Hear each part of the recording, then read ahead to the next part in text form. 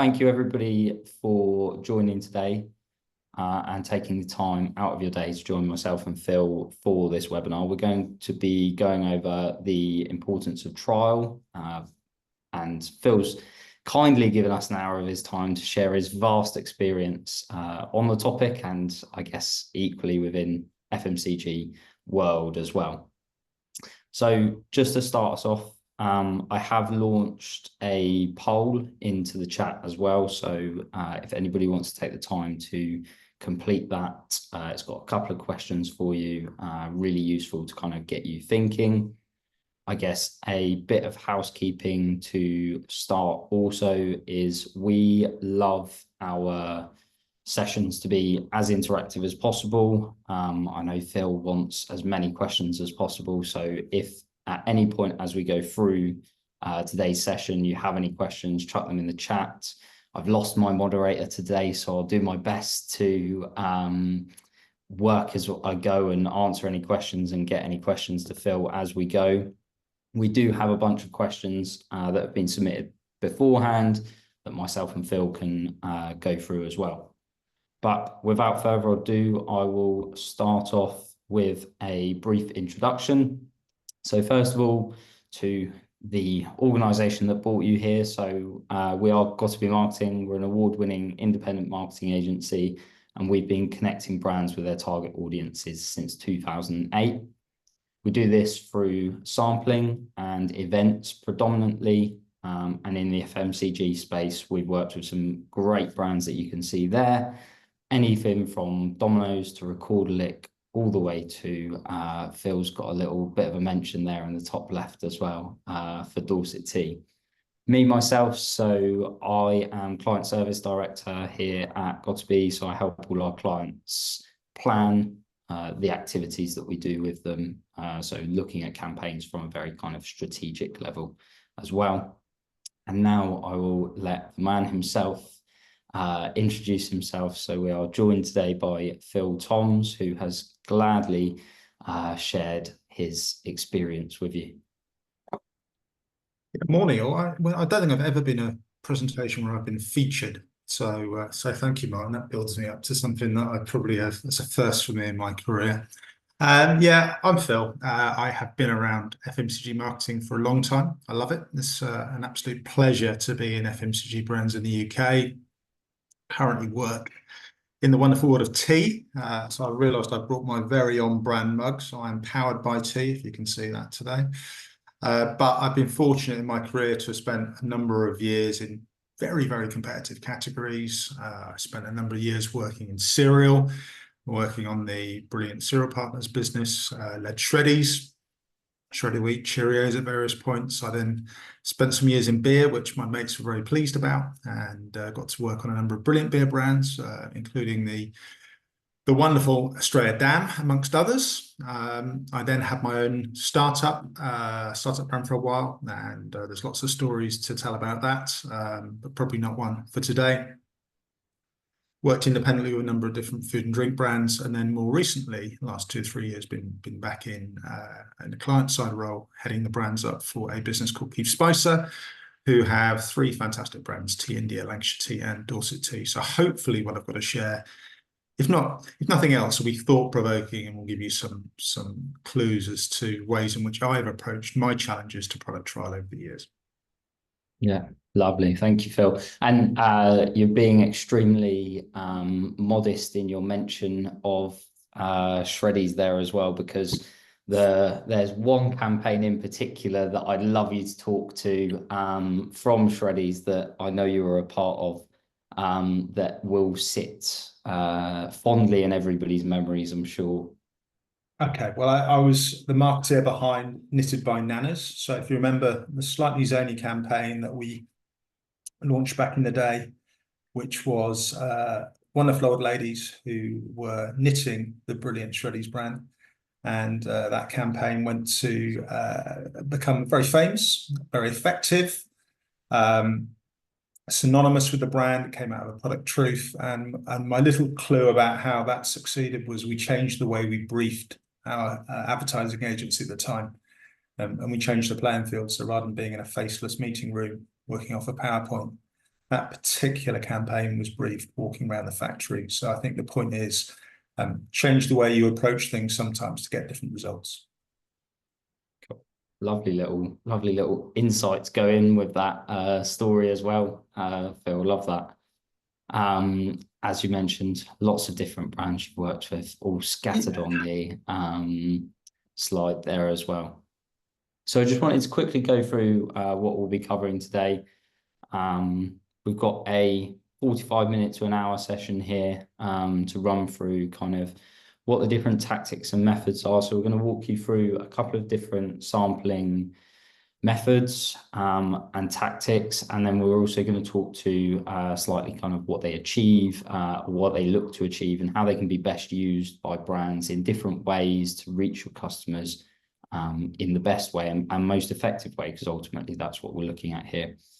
We're going to kind of breathe through some themes from Phil's experience. So looking at kind of what works, how to measure success, and managing stakeholders. A lot of what we know our clients' jobs are, and what Phil's job is managing the people above to ask for money, explain why they need that money, etc., etc.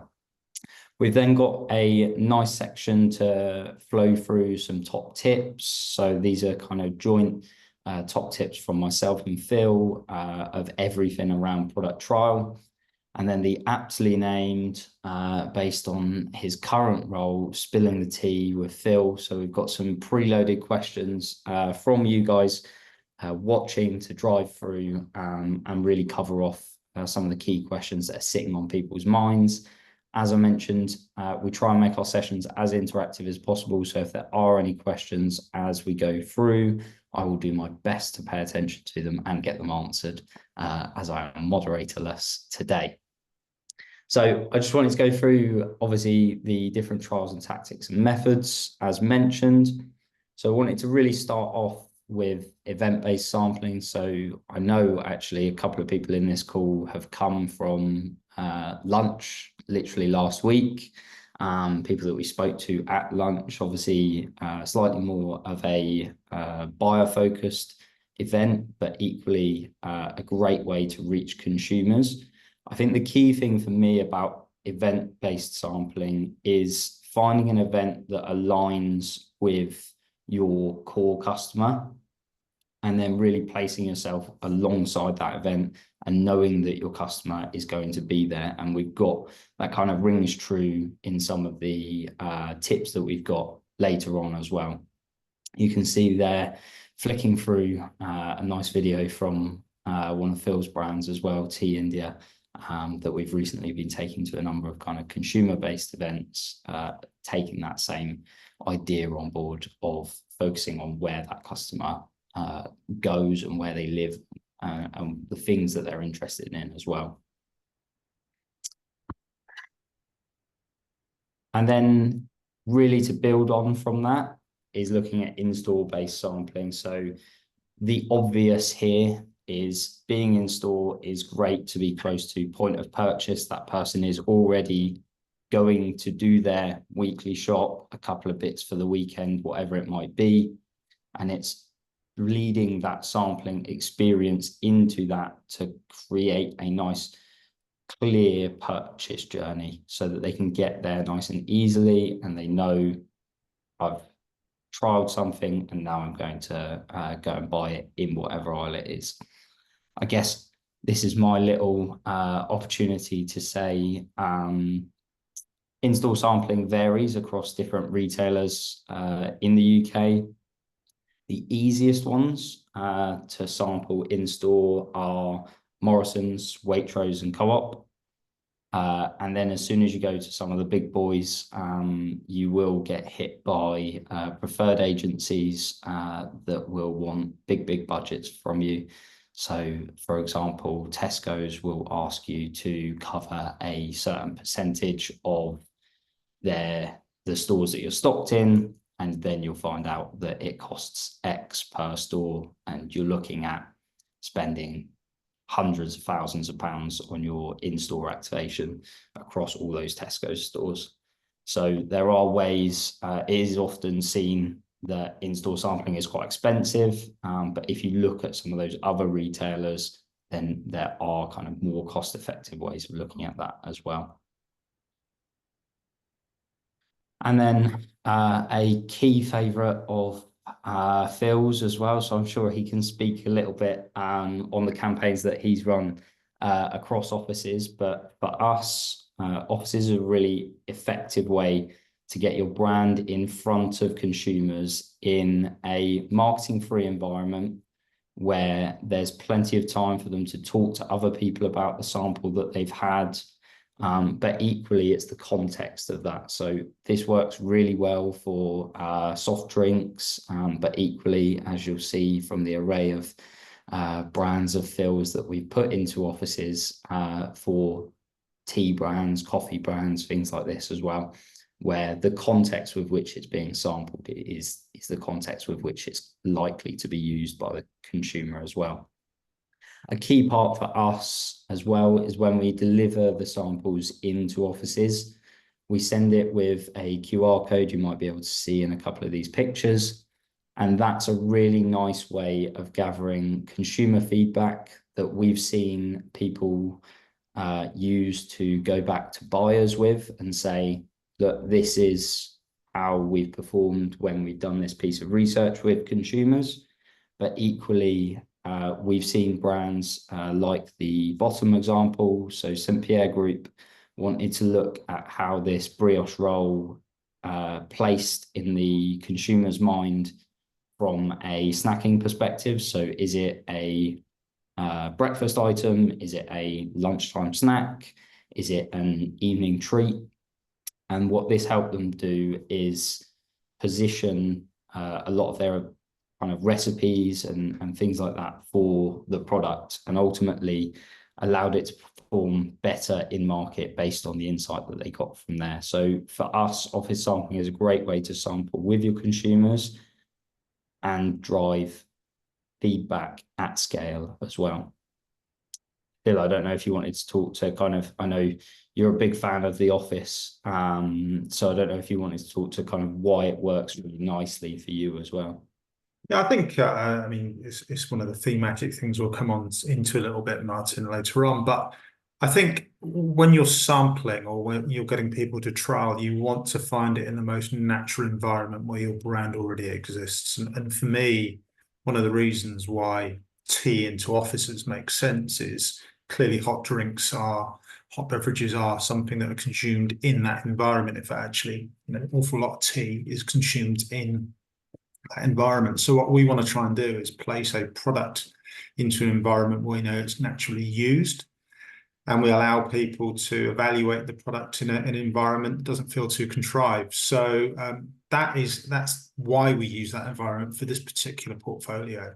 But to touch on something you said, I think the other piece for us that's really valuable is the insight we can derive back, good, bad, or indifferent, actually, on product reaction. Because one of the things I guess we'll get to when we talk a bit more detail about stakeholder management is the ROI piece. Of course, is always an argument internally, but actually, what are you learning in terms of what people are telling you about your product as well? That's the richness that I think sampling can offer up as part of any sort of effective marketing plan. And for me, in this particular instance, in this particular category, office sampling makes sense. It wouldn't work with all categories, but for this particular category, it does work, and I can understand why the St. Pierre guys would see some value in it as well.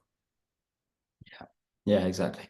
And I think you make a good point there as well about the power of feedback for brands. It's not just like that ROI piece, and I'm sure we can come on to that later, as you mentioned. I think events play a really good part in that as well, is actually that face-to-face interaction with your consumers. What can we learn about what they think about the brand if they're seeing it for the first time, or if they're kind of a fan that has consumed for years and years and years, then all of that feedback is good feedback from that perspective as well. So I guess on my final kind of tour of tactics and methods as well, and of course this isn't an extensive list, this is kind of a touch point with that, is street sampling, which I see more as a tactic for surprise and delight. So pitching up in a place that is relevant for you a lot of the time. So you'll see flicking along here a piece from a launch that we did for the Wonka movie. So this was a limited edition flavor from Candy Can alongside the Wonka movie. So we pitched up to the premiere in London, and then also did a number of other kind of locations across the UK as well last winter now. So it was nice and cold, but it's a surprise and delight thing. There was no particular target audience here. They just launched in Tesco's alongside the meal deal. So we tried to find locations where we could pitch up surprise and delight nearer Tesco's and keep it still relevant to creating a route to purchase as well. So street sampling, I often see as one of those for people that are looking to sample en masse and are keen to explore all audiences and aren't too kind of specific about audience. And we can come on to more about why it is really important to be specific about audience in some cases as well. So I wanted to dive into top tips, and I know Phil, you came up with the nice ways in which we presented these as well. So not necessarily the slides, by the way. Slides are my masterpiece, but in terms of how they're kind of positioned, and a lot of them speak from your experience and stuff like that as well. So my mouse will stop working. There we go. I think the first one we spoke about is thinking about availability, and I wonder if you could speak to that. Obviously, being at Keith Spicer and having, I guess, two brands especially that are very regionally based, both in availability, but also, I guess, how that in some instances helps you with some of those brands as well.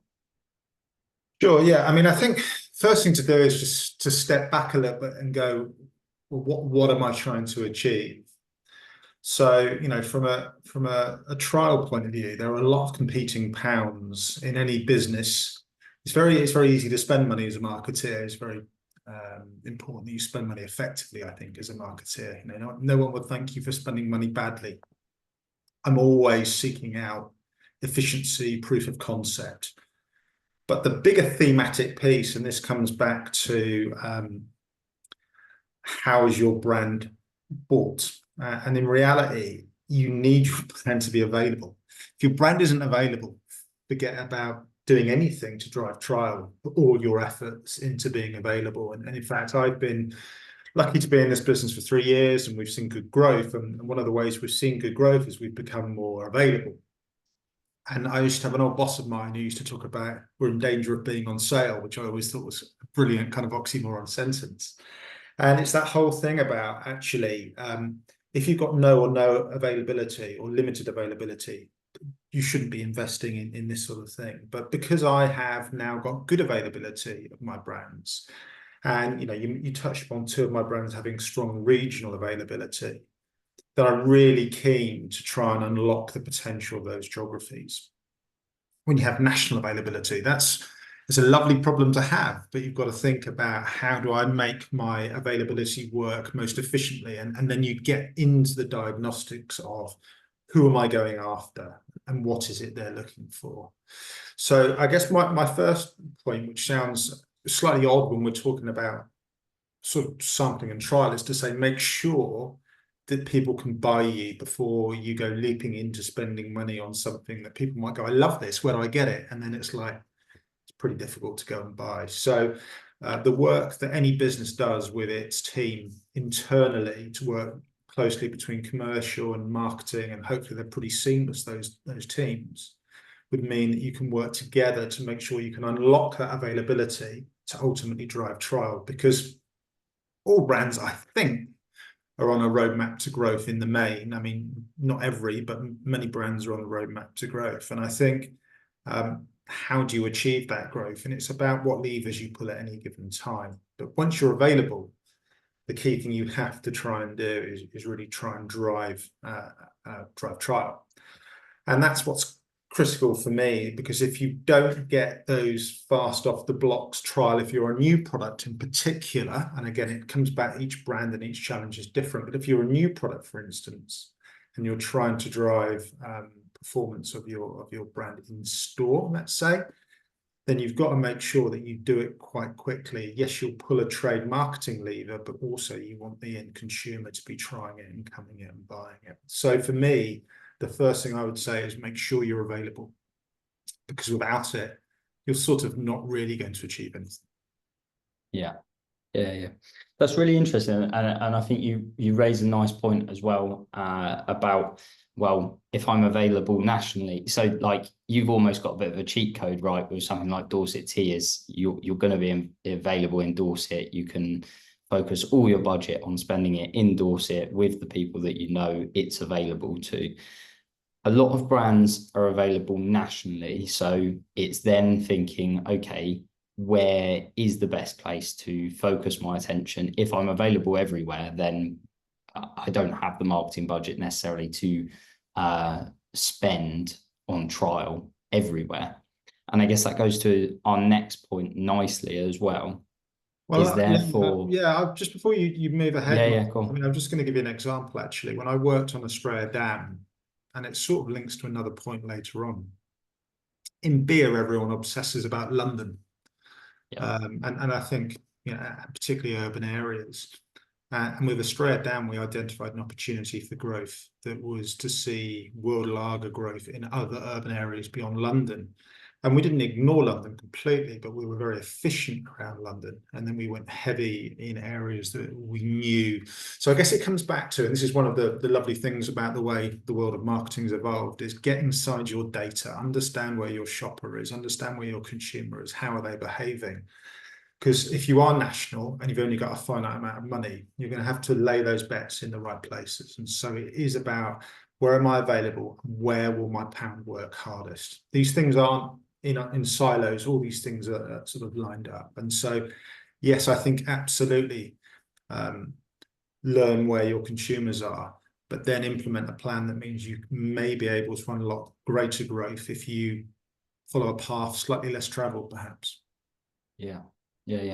And like we mentioned, I think it goes perfectly to the next point of fishing where the fish are, really. And I guess by this, you can dive deeper into it, and it links massively to the last point, I guess, is it's find where those people are that are most likely to buy your product, and that's where your sampling is going to do the hardest work for your money, essentially.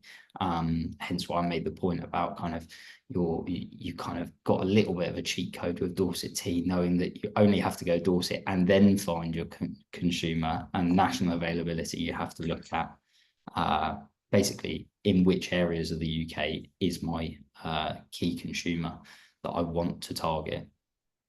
Yeah, I mean, this is exactly right. You coined it very nicely there, Mark. I mean, I think for me, this is about the key in any ambition for growth for any brand, to my point, is about quality growth. I think you can buy your way to growth. I would argue that it's not always quality growth. And I think that's the point about making sure you fish where the fishes are. And that's about quality trial and making it really efficient. So, that could be about the contextual relevance. You talked a bit about earlier on about the contextual relevance of where those people are. Are they in the mindset where the environment really works for them? You showed, I thought, the film at the start where we had our Tea India brand at the National Geographic show.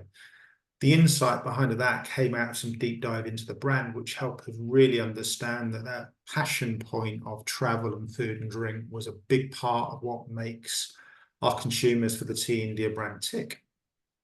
Therefore, when the opportunity to attend that show became apparent and to sample at that show, we knew that we were going to be almost preaching to the converted, because we were talking to people for whom the topic area or the product area was of interest, because they have a natural predisposition towards travel and understanding what's going on in the wider world. And for us, it was a really lovely fit. And then actually our presence at the show was strong because it was in a place where there wasn't lots of branded competition. It was lots of really interesting other brands, but not necessarily in the food and beverage space. So I guess as people think about where they head to and how they deliver their sampling, and there are so many different ways, you showed some of the techniques you could use. There's many more, as you acknowledged. I would always advocate for people to really think about where will I get the maximum the opportunity to fish where the fish might be, and that, as I said, will depend completely on the brand, its life stage, whether it's new, whether it's old, who the audience is, etc., etc. But I think if you are able to approach it with evidence and insight, you stand every chance of being significantly more successful, both in terms of effectiveness, but also in terms of trying to drive ROI as well. Yeah. Yeah, and I think as well, you make a really nice point there, is often thinking in this way can kind of remove you from those normal places where all of your consumers are going to be sampling, and it allows you a much better cut through in that space. You mentioned the example there with Nat Geo and Tea India. We had a client previously, a mailbox delivery company that has to remain unknown, but they're green.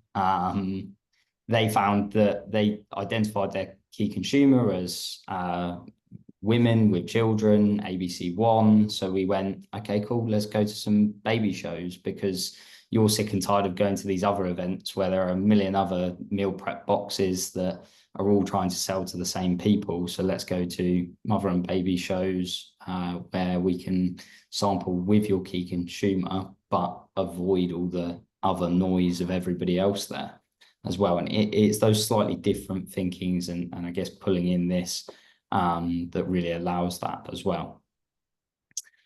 I guess our next one as well is looking at the short, medium, and long term of why trial matters as well. And I guess I'll lean here on your experience in brands, and I guess making those arguments we've kind of started mentioning a little bit throughout our half an hour so far about kind of managing stakeholders and things like that. So I guess what are those conversations that you need to be having and why does trial matter in the short, medium, and long term as well? I mean, ultimately, there'll be a natural tension in any business around investment. I mean, there will be. It doesn't matter what business you work in, but in this particular instance, we're mainly talking about FMCG, or I'm mainly talking about FMCG, although I think there are parallels for many other sectors as well.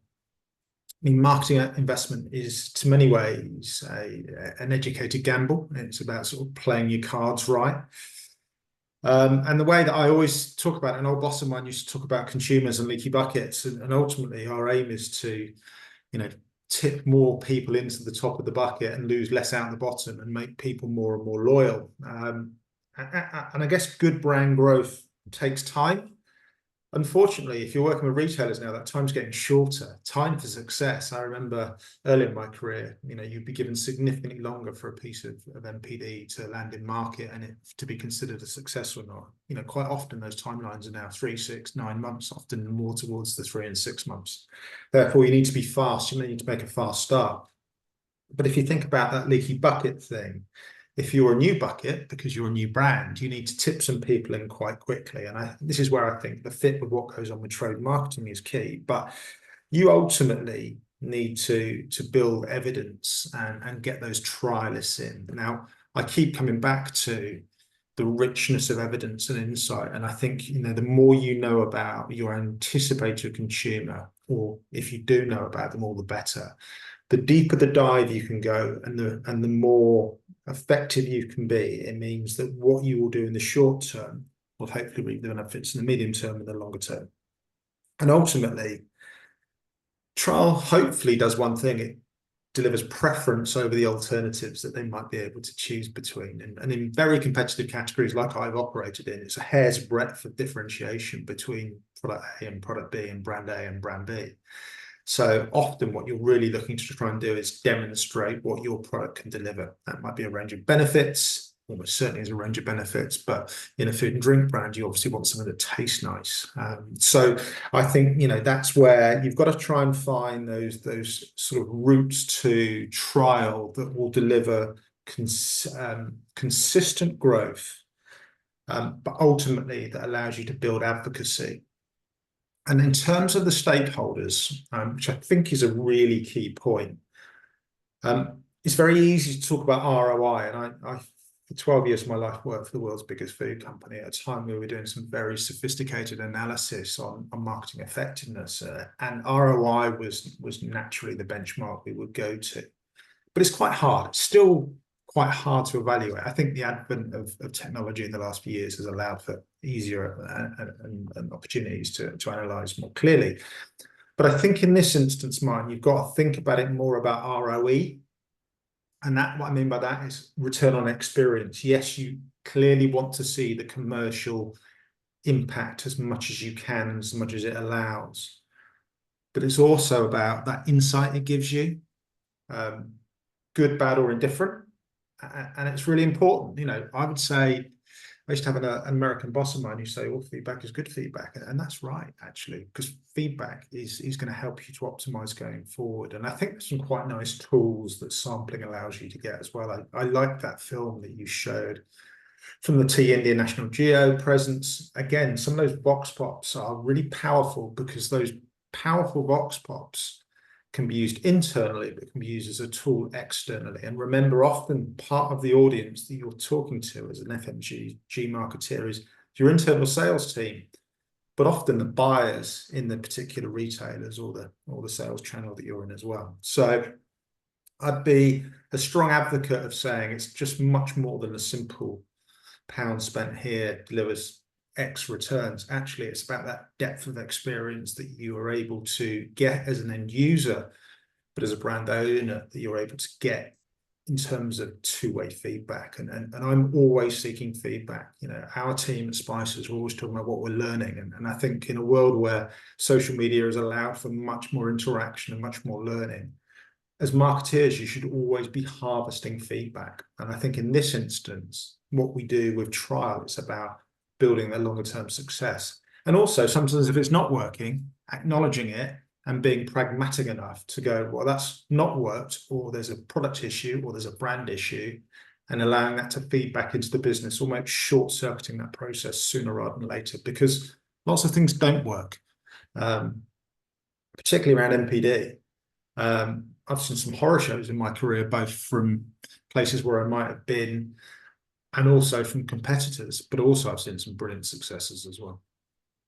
Yeah, I think you make a really good point there about always taking learnings from things, and it's always the biggest and therefore I guess the best brands and the ones that are doing it the smartest is doing things just to learn. Sometimes you see, obviously, not in all cases it's ever going to be possible, but sometimes you see that some of the larger brands just test something and just try it, and then, okay, cool, we've learned this from it.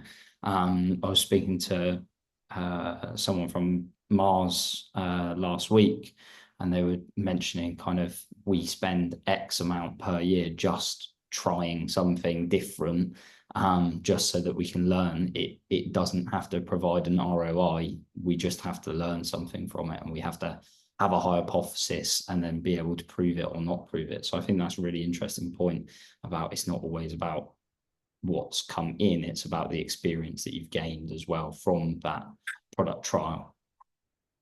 Yeah, I think, sorry, I was going to cut across you. yeah. No, I think the next point we wanted to make was obviously about thinking creatively about product trial. And we've spoken to this a little bit already. I guess we've touched on it kind of with fish where the fishing are. And I guess a lot of thinking creatively about product trial, for me especially, is about how can I create an environment where I stand out as a brand? What can I do for the brands that I work with that positions them in a place where consumers actively looking to trial and therefore buy afterwards, but equally where can I place them that gives them that cut through that they're looking for, not going to the same event as every other FMCG brand, or what can they do? And I think we'll come on to kind of advocacy, and one of my examples really kind of focuses on community as well. But I think it's sometimes thinking creatively about how can we put a brand in the right place to create fans. And it goes to your last point a little bit as well, as product trial doesn't always have to be about new. It can be about existing and trying to build that advocacy as well. It's not always just about new. So I think thinking creatively about product trial for me is ensuring that you've got that cut through, is making sure that you're in the right context as well, and equally not just thinking about the new, but the existing as well. Marketeers love new stuff, don't they? I mean, you know, they are magpie-like. I'm probably have been guilty at times as well. I mean, I think fundamentally, and this is where I debase my entire career, marketing has to do two things. It has to get noticed and persuade people to do something, and that's it. You know, I mean, I'd love to say there's lots more to it than that, but in reality, it's got to deliver for the business that you're working for. I think the key is really about being memorable and sticky, and you know, you captured it really well what you said. But remember, creativity can take many different forms. I think it's easy to get sort of sucked into the idea of creativity, and I think that's right, because good brands will often have great creative platforms to work from. And by the way, great creative platforms isn't a preserve of big brands. I currently work on a challenger brand portfolio. I would argue working on challenger brands is almost more fun sometimes than working on big brands, because you can be more agile, more nimble. You're not stuck in a particular pathway. But I would say, just as a sort of a means to an end, is that creativity can actually take many forms. It could be the environment in which you are sampling within. It could be the serve that you're delivering. It could be a different type of serve to how your product is typically served. It could be the overall experience that you deliver. So it could be how you wrap your sampling up in a different way. It could be the mechanic that you're choosing, and it could be the follow-up. And to me, all of those things are just as relevant creatively as they are the big thematic approach. Yes, you want something that gets noticed, but what I would say is there are lots of different moving parts to any given sampling campaign, trial campaign, that allows you to pull some levers to try and do things a little differently. And that's quite exciting. I mean, that's one of the things that's always kept me kind of really engaged with marketing, is that how can I outthink? How can I outsmart? How can I do something that will get noticed and ultimately drive someone to go, oh, well, I will buy that. I'll try that. Oh, no, I've now tried it. Then I'll buy it. And I think it's not one to dwell on, but I think the importance of the product you're delivering meeting expectations and ideally exceeding expectations is key. As a marketeer at various points of my career, you know, I've seen new products developed or existing products that need optimizing. I wouldn't be sampling those if they weren't optimized. You know, make sure when you're working with your MPD teams and your innovation teams, you've got to a product that you know is going to outperform the market, and you've got the evidence to do that. Otherwise, again, I'd just be cautious about plowing on and sampling something if you think it's suboptimal.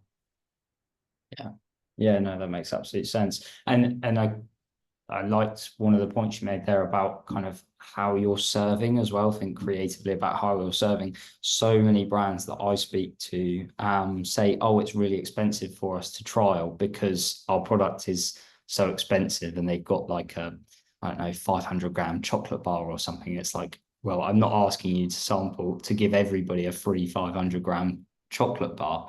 It's breaking that into sample sizes, giving that out. It's we've done in the past spice mixes. So like it's just a packet of uncooked stuff. Okay, well, we have to cook it, and they have to sample the actual cooked output rather than just kind of giving them some spice mix, because ultimately that means nothing to that person, and they're probably going to go home and cook it really badly anyway, from that perspective as well. So you want just on that, Martin, I think it's quite an important point, I guess, for my category at the moment. So when we talk about the sampling that we've done in the office, it allows people to make tea how they like to make it.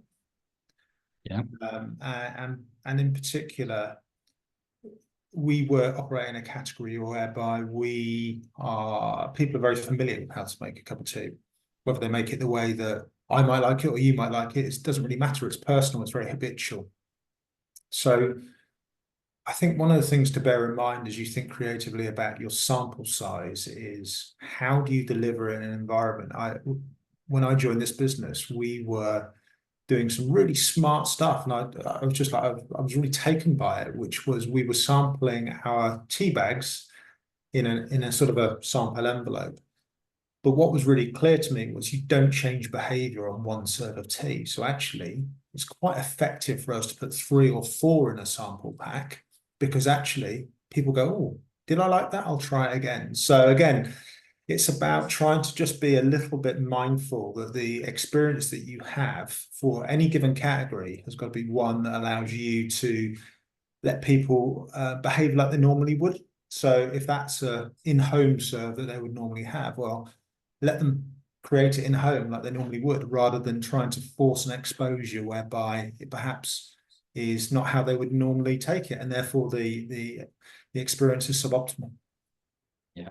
Yeah, that absolutely makes sense. I always love that point that you make about someone having to actually trial something multiple times before they change a habit, especially with something like tea, I guess, is I have drunk Yorkshire tea as an example for X amount of years. Why would I change to something else? I'm not going to just change on one-off chance of trialing something. I'm going to kind of tip over.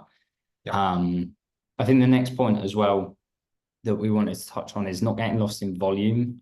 We mentioned kind of national availability and stuff like this a lot as well. And I think the key to this is, and you put it more quaintly than I did, so I hope you wrote down what you said to me the other day. But ultimately, it's not worrying about I need to sample this amount and then not caring about who they sampled to. It's about I want to sample this amount and caring who they sampled to. And I'll let you part your wisdom in terms of how eloquently you worded it the other day. I can't say things twice, can't remember what I said. But no, I mean, the point's a serious one, which is I think it can be quite easy as a marketeer to get lost in reporting back big numbers into the business. And it sounds impressive.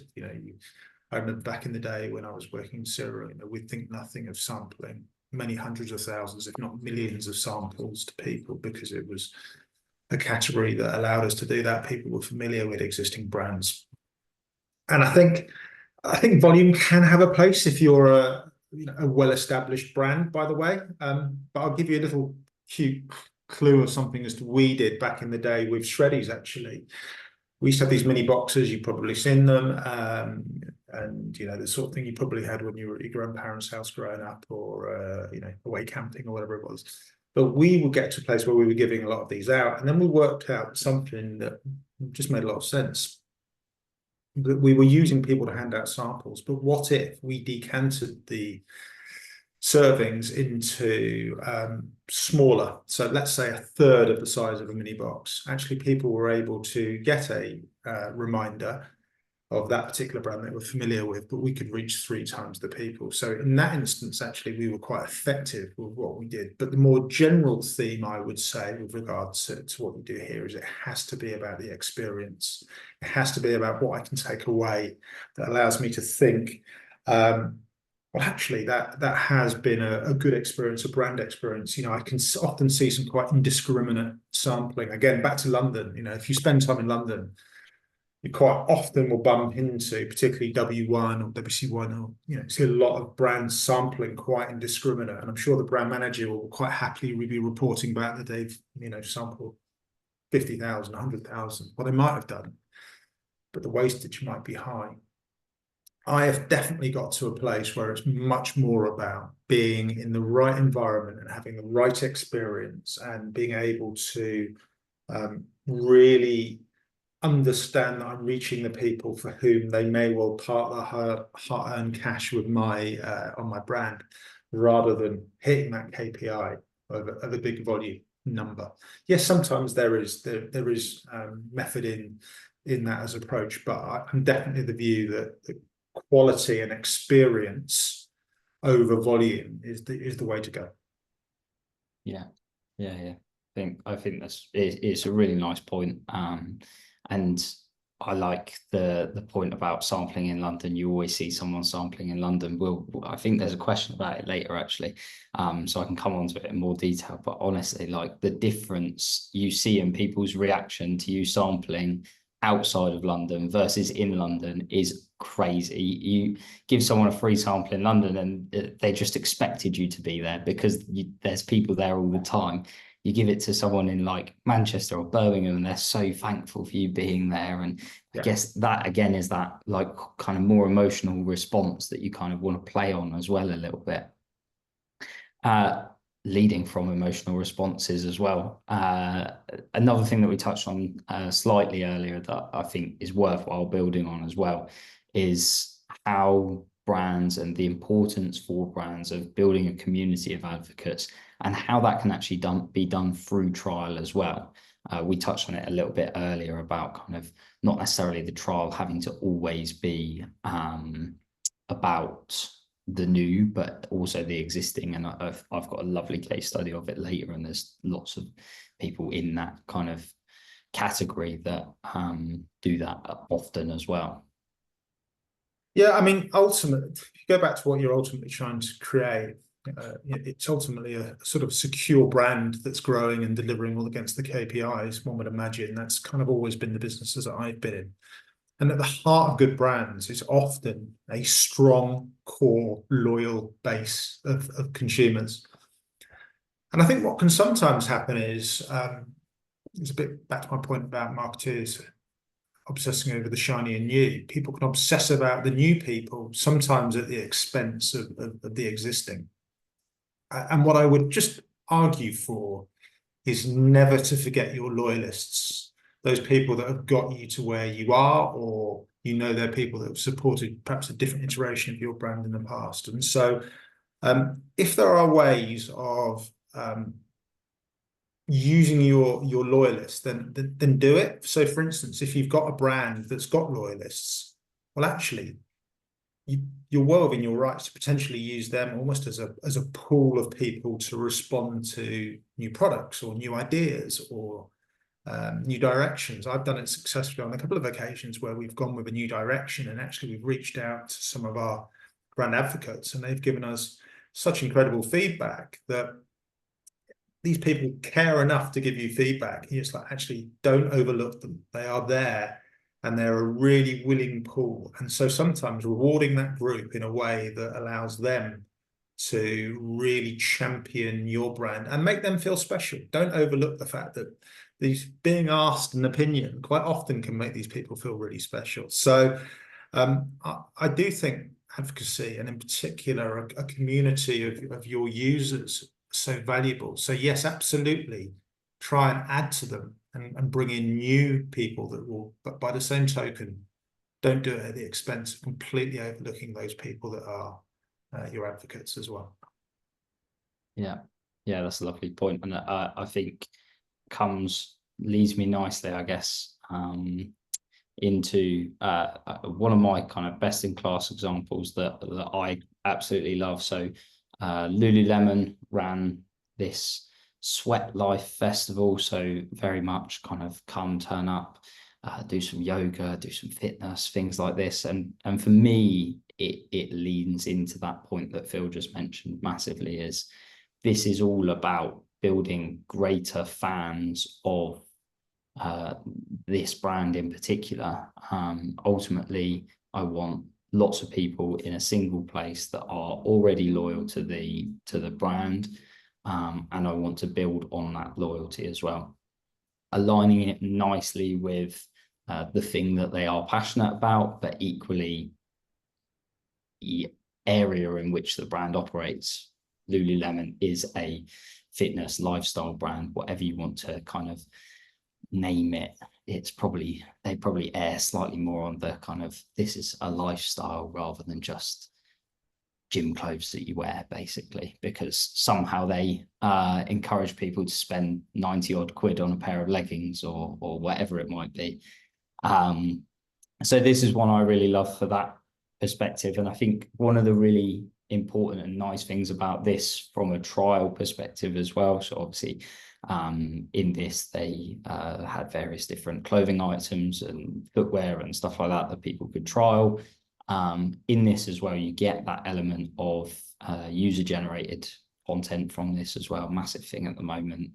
Advocates are called advocates for one reason, right? Is you want them to talk about your brand to other people, to introduce new people into your brand. That part and parcel what an advocate is. So this was one that really stood out for me from a trial, but also a brand that really connects with its community in such a nice way.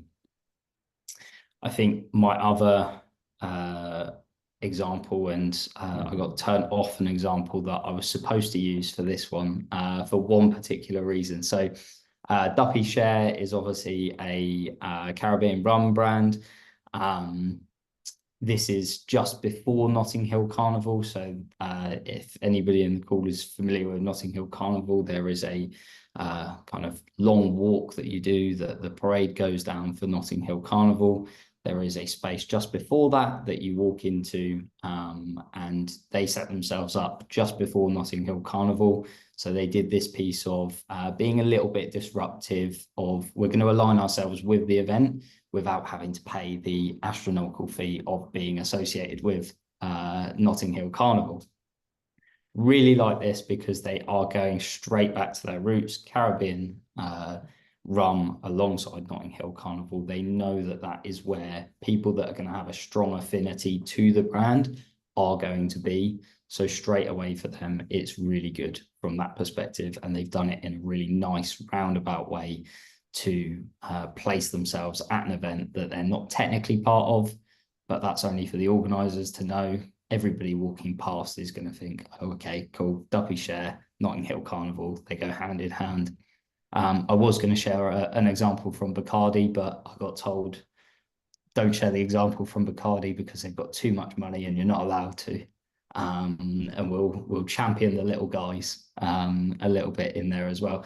But I think the main reason for that more than anything is this is a smart way to make the most of the budget that you have available. Bacardi will, without doubt, just go and pay the Notting Hill fee because they can, whereas Duppy Share have to think a bit more smart about it from that perspective, which is then ultimately why we love this example as well. I think Phil's got one as well.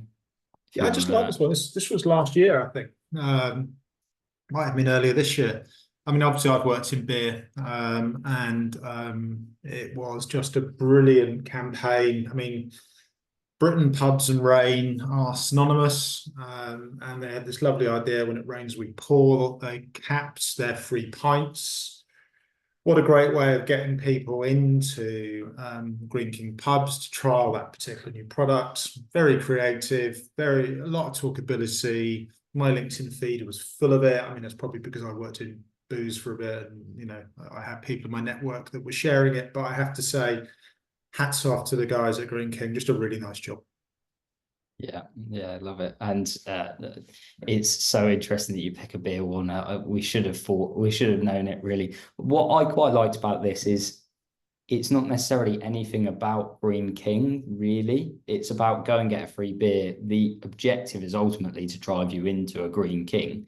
It's not necessarily about the beer, but still the campaign is all about the beer, really. Is my reason for going and get it is to get the beer, but ultimately the objective is to drive them into a Green King and get them spending after that point. I was going to say that's the efficiency point, Martin, because once they're in, the expectation would be is there might be another drink, or if it's a pub with food, there might be some food, and all of a sudden, actually, the ROI on that campaign, it got lots of noise, and for good reason, I think. Yeah, cool. So I think we've got 5 more minutes to pick your brains, Phil, and I know there are some good questions in here. We'll run through them fairly top level. But the first one was directed at you, so you're going to have to take the first one. And it's about how consumer behavior has changed around sampling over your time in the industry. I think this is people understanding that you've been in the industry a long time, Phil. So yeah, I'll take that as a compliment rather than you're getting old, Phil. Look, I think being quite blunt, it used to be heavily skewed towards volume, volume, volume. I think what's happened is that the advent of digital and really social and the ability to be more insightful, more targeted, more efficient, and much more technology enabled means that I think the move has been from a real focus on absolute volume to better quality. There you go. Yeah, there you go. Nice and quick answer. There you go. And I think this is one I touched on earlier, and kind of doing the work we do. We get a lot of requests for London, London, London, like we mentioned.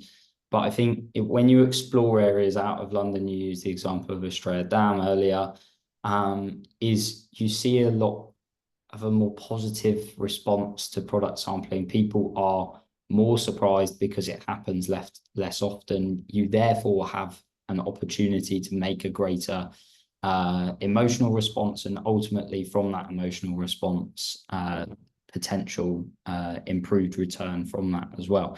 And I think it goes to the point that you were making with Australia Dam as well, is well, I don't have to just go London, London, London, London. It's actually where are the people that I want to sample with and that I'm going to get the most return out of, and finding them in whatever region pocket it might be.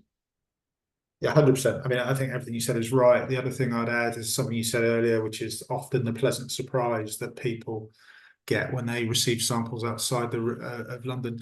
I think the other thing about agencies and brands sometimes is that they over obsess about London at the expense of the rest of the country. There's an awful lot more of the country, way more of the country lives outside London than lives in London.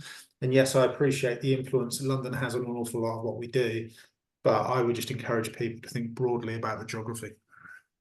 Yeah. Flying through these ones. Oh, and then we've got a sustainability question. I know a lot of, and actually it's an interesting follow-up question I'll give you as well. Obviously, a lot of brands at the moment going through B Corp, a lot of brands talking about sustainability and things like that. So first question is the one on screen in terms of how you approach sustainability in product trial. But I guess my second one is and kind of follow up and to get your opinion, and we haven't pre-loaded this, so interesting to know your opinion. Sustainability is like, obviously everybody's talking about it, and I've seen a lot of reports recently about kind of brands should avoid talking about sustainability because it's not necessarily a selling point for consumers anymore because they expect it from brands. So interested to get your opinion on that as well, as a little side note. So the answer to this is it shouldn't be any different to your everyday brand management. I mean, to my mind, it's the whole thing about doing the right thing when no one's looking. You know, I want to work on brands. I'm very proud to work on brands that I feel do the right thing. Therefore, when it comes to sustainability with trial, I mean, I think actually it's about just good behaviors. I mean, you want to mitigate anything that might in any shape or form not feel right, and just do the right thing. So to my mind, it's just a function of everyday brand management. Make sure that you're doing all the right things that you would do on a typical daily basis. Sorry, ask me the second question again, Martin. So lots of brands are focusing on sustainability, but a lot of reports have come out recently that actually consumers just expect it. So it's not really a selling point anymore. Well, it's back to my point, I suppose, which is that I think brands should always be doing the right thing. I hate excess. I hate wastage. I hate the thought of anything that we're doing that might be doing damage to anything. In fact, I would actively choose not to be involved in anything like that. I mean, we all make the choices we do with our careers, and I think good brands behave well. And yes, there are means and ways in which those can be shared, and there's different ways in which you can do that. And that might be via communication or your CSR agenda or combination of the above. But I just think brands need to do good. Maybe I'm sounding a bit purist about it, but I just have quite a big expectation that the brand should always do the right thing. Yeah. Okay, makes sense. Interesting. And then I guess this is a lovely one for you, and in your current role as well. And I guess equally you bring a nice perspective having been in some of those larger brands as well. But how can smaller brands with limited budget leverage product trial effectively? Yeah, I mean, I think this comes down to recognizing it's not a fair world in the world of brands. It's just not, and that's okay. I talk a lot and think a lot about, well, how might we be able to outthink the competition? Because we're not going to outspend it, and I'm very comfortable with that. And by the way, when I think about the competition, I always try and cast my net a bit wider. When I was working in cereal, I got frustrated that we would be talking about cereal competitors, and we changed the dialogue to talk about other breakfast alternatives. Equally, working in tea, I'm very respectful of the really good work that goes on in coffee and hot chocolate, but it's a hot beverage occasion that I can be going after. So might there be opportunities to steal from other kind of adjacent categories? I think it's great fun being a challenger brand. So that's kind of one of the reasons why I love what I do. And the other thing I would say is there is definitely a soft underbelly of bigger brands. There just is. It's a fact. They're a bigger brand for a reason. And an old colleague of mine used to talk about, if talking about portfolio, when you had 3 brands or 2 brands, you've got a tail. Some of these big brands have got quite big tails and quite a lot of opportunity and occasions to go after. So I think it's about trying to outthink people, and I would encourage anyone to, get the evidence and then write a really good brief and then work with people who are kindred spirits to try and deliver activation that will work for them. Yeah, lovely. And then look at the ROI question to end with, and I guess you've kind of touched on this already as well, as ROI over ROE. As well, really. So given that we're 2 minutes over, I think we'll allow the people their time back. So all I have to do is obviously thank you, Phil, for your time, and also thank the people that have watched throughout for their time and watching this. The team will send across a recording of all the slides and all the insight that Phil's given as well, to make sure that you can share it with your colleagues. And yeah, thank you for your time, Phil. No problem at all. And hopefully there was some value. And I guess my point is really simple, is that every brand is in a different stage, but there's often some really quite cute things you can do to help grow your brand.